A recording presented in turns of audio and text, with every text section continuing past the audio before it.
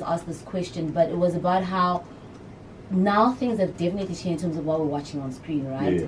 And I remember I was even telling my little sister that there are no shows like that anymore. You know, Gazlam, Yizo Yizo, Cha Cha. We could go through a list. You know, where did everything change actually? Soul City, this Soul Body, you know, It changed with the way of writing and the broadcasters.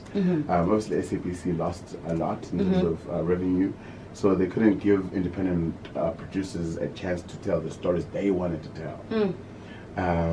Now you've got paying channels, which they have a certain formula that works for them. So when you're pitching your story, it has to fit that kind of arc of what they want. Okay. So that's why you find the stories that are almost very similar, melodrama, and nothing that is touching, or as much as it did when you watch stuff like the stuff you're talking about. Like, it's like I worked on Cha Cha as well. I worked on Kazlam up until season 5 or both, and those stories are very relatable.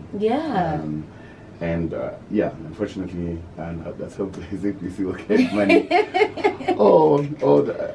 the broadcasters would allow even the paying channel for everybody to just come up with the ideas they believe in. Yeah. I mean, just speaking about productions that you've worked on, you did also Gold Diggers, Greed and Desire, Minanawe, Giyani, The River, Kings of Joburg, which just came out today also, and we'll talk about that a bit later. What is it about South African storytelling culture that really fascinates you? Storytelling anywhere in the world is it's a mirror of one's culture, and that either gives you a question to ask yourself, or it gives you power to move forward.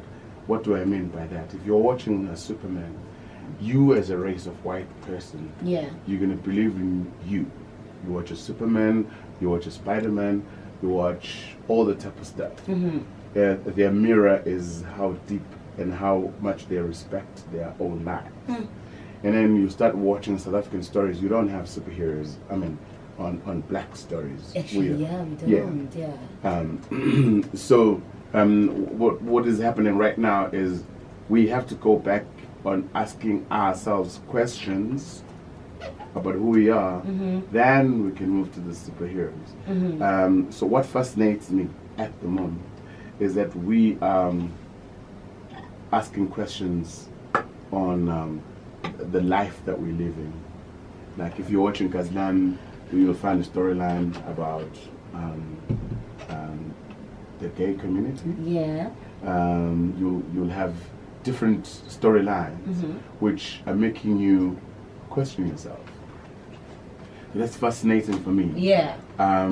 Because I've always been in the background just watching human beings, and they never get a chance to mirror themselves. Storytelling for me does that. It gives me this opportunity of saying, just look at you as a young woman that is living a very free life. Some of it they call slave queening and whatever. Look at yourself as a bad, or look at yourself as a mother's boy that is so spoiled and can't do anything. Look at yourself as a person that has never had money before, and now you're experiencing money. So for me, what's fascinating is giving you a mirror as a viewer. And I always try by all means to make it as honest as possible. Because it has to touch you. It must touch you. If it doesn't, then there's no need for me to even exist in storytelling. That's true. That is true. And just moving forward, I mean, I always ask. How long are you gonna? How long are you gonna get another job? Unless you have other business interests on the side, or you're extremely good at what you do, where you have such a big following, where you can say, I'm done. Thank you very much. I'm going to leave. I also feel that in this country, because of that, a lot of people just become quite mundane in terms of how they do their work. It's like, I'm going to come in, I read the dialogue, cram it, go to set, do it end of the day, 5 o'clock, go home, weekend. I try and get other gigs. It's everyday life. It's the same as someone that works at Nando's or whatever.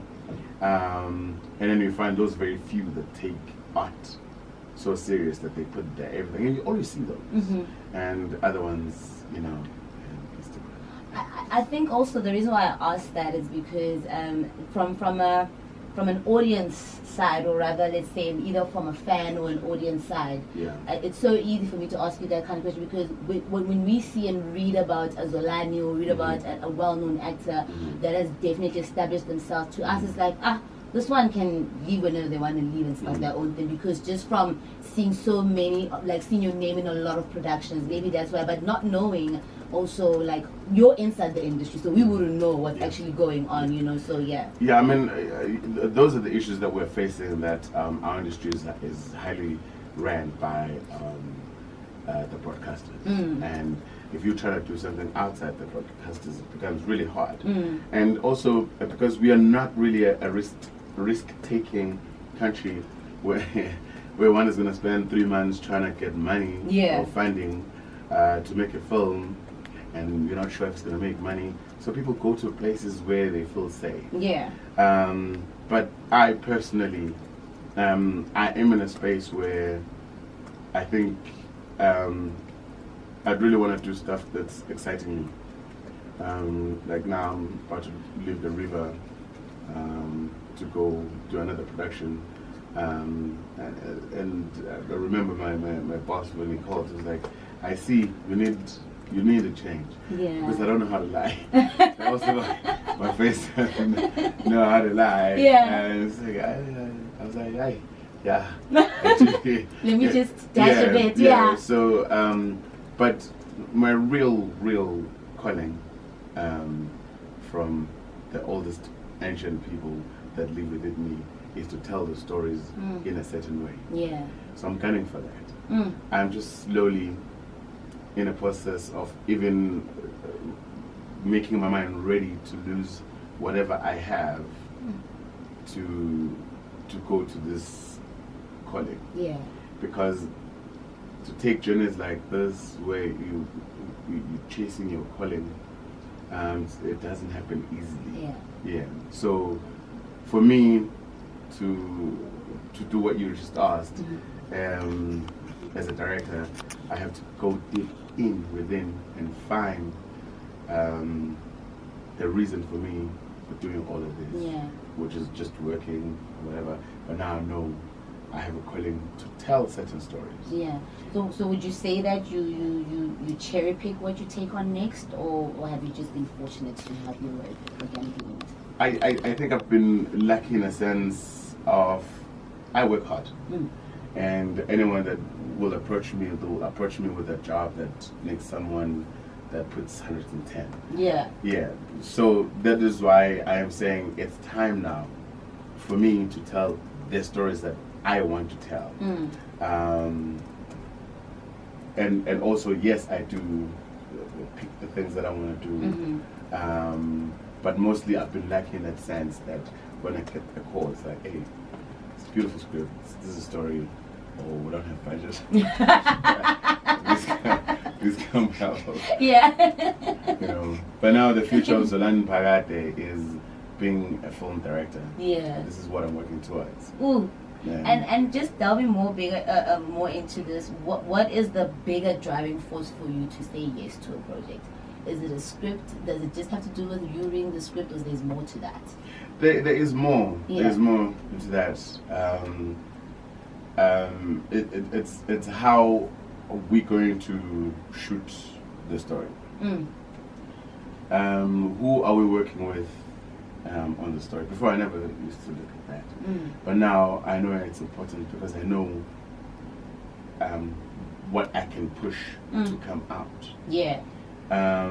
For example, when I got a call to do Kings of Joburg, I had to do the first one. I had to do a lot of sacrifices. Personal sacrifices. But Mr. Shaw, when he explained it, what he wanted to do, what he wanted to achieve, my mind was blown. It's something I always prayed for. Yeah. And when that came, I was like, let's go do it. You know, it's really, really, really, really amazing. There's a series called Mobile, which I also went to help. I liked that story. Also, I liked the fact that Mrs. Ayanda was producing finally, because I was always on her back. I was like, this is Zambo producing. And finally she was producing, and I'm like, I'm there. And also I did help on Zulu Nomhlaba.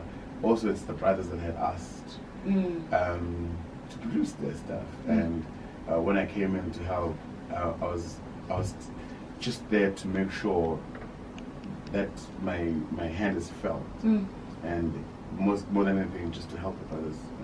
So there's always more in our mind. Very good, because consumers in this country now are very aware when you give them. So I always want to be associated with great storytelling. Only. Yeah. Okay. Now here's the thing, right?